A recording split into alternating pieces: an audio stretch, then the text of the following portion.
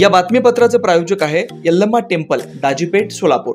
सालाबादप्रमाणे यंदाही मंदिराच्या वतीने वटपौर्णिमा कार्यक्रम व श्री यल्लम्मा देवी व जमदग्नी ऋषी कल्याणोत्सव शुक्रवार 21 जून रोजी दुपारी 12:23 अभिजित मुहूर्तावर अक्षता सोहळा होणार आहे। तसेच विविध धार्मिक कार्यक्रमही होणार आहेत। या प्रसंगी महाप्रसादाचे आयोजन करण्यात आले। वेळ 12 ते 3, स्थळ दाजीपेठ, सोलापूर। पुनर्वसू नक्षत्राच्या पावसानं रविवारी सोलापूरकरांना अक्षरशः धुऊन काढलं आणि त्यातच ज्येष्ठ हास्य कवी अशोक नायगावकर यांच्या मिश्किली आणि कवितांच्या कार्यक्रमातून उपस्थित रसिक श्रोत्यांना चिंब भिजवलं।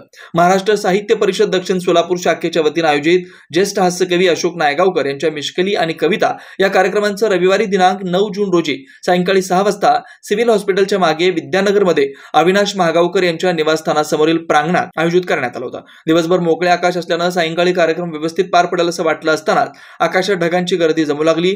तसेच कार्यक्रमालाही दर्दी रसिकांची गर्दी होत असतानाच पावसाने बरसण्यास सुरुवात केली। एकीकडे पाऊस बरसत होता तर कार्यक्रमात हास्यकवी अशोक नायगावकर हे आपल्या मिश्किली आणि कवितांची बरसात करत होते।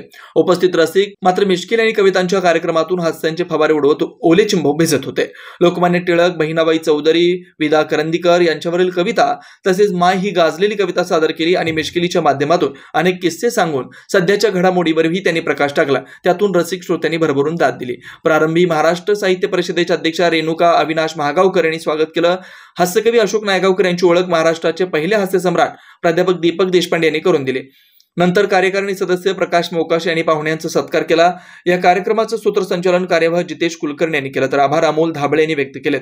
या कार्यक्रमाला महाराष्ट्र साहित्य परिषदेचे कार्याध्यक्ष प्रशांत बडवे, सल्लागार अविनाश महागावकर, पृथा हलसगीकर, राष्ट्रीय महामार्गाचे संजय कदम, डॉक्टर नितीन तोष्णीवाल, डॉक्टर प्रदीप देशमुख, सिद्धेश्वर केनगी, अविनाश पत्की, राजू महामाने, ज्येष्ठ कवी दत्ता हलसगीकर यांच्या पत्नी वसुधा हलसगीकर, श्रुती शुभम महागावकर, विशाल शिंदे, वंदना ताटे, सृष्टी ताटे, लता प्रदीप देशमुख, सोलापूर कारागृह अधीक्षक हरिभाऊ मिंड आदींसह मान्यवर उपस्थित होते।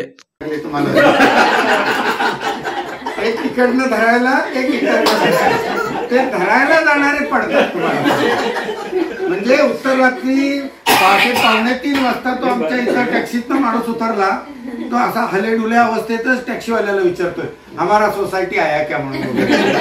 असा सगळ्या दिव्य अनुभूतीमधनं जाणारा असा मी माणूस आहे, तुम्हाला सांगतो।